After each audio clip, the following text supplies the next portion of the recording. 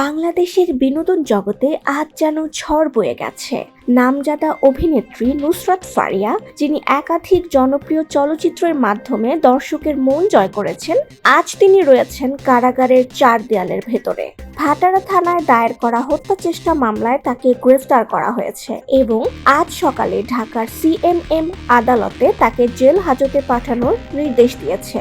আজ সকাল 9টায় নুসরাত ফারিয়াকে আদালতে হাজির করে ঢাকা মহানগর গোয়েন্দা পুলিশ। ঘণ্টাখানেক পর তাকে তোলা হয় আদালতের এজলাসে।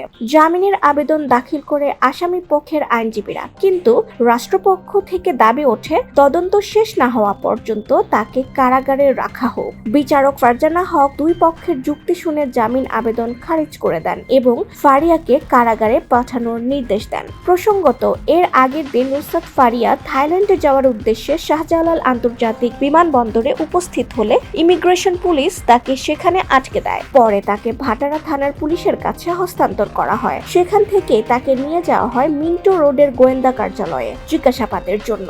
এই মামলায় তিনি 7 নম্বর অভিযুক্ত।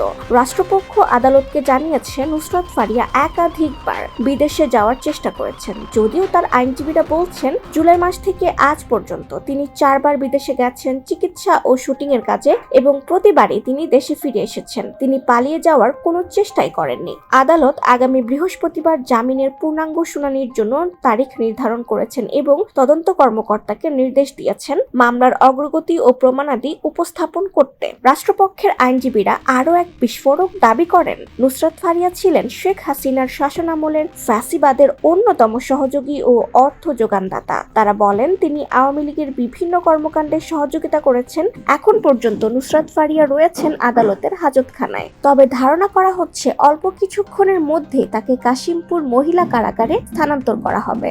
এখানেই শেষ নয়, জুলাই আগস্টের গণহত্যা মামলায় আরো কয়েকজন হেভিওয়েট রাজনীতিবিদকে নতুন মামলায় গ্রেফতার দেখিয়ে আদালতে তোলা হয়েছে, যেমন দীপু মনি, কামরুল ইসলাম, সালমান এফ রহমান, এমনকি আইনমন্ত্রী আনিসুল হক। এই যেন পুরো রাজনৈতিক অঙ্গনে ভূমিকম্পের মতো একটা ধাক্কা। এই ঘটনার পরিপ্রেক্ষিতে আগামী বৃহস্পতিবারের শুনানি হতে চলেছে গুরুত্বপূর্ণ মোড় নেওয়ার সম্ভাবনাপূর্ণ।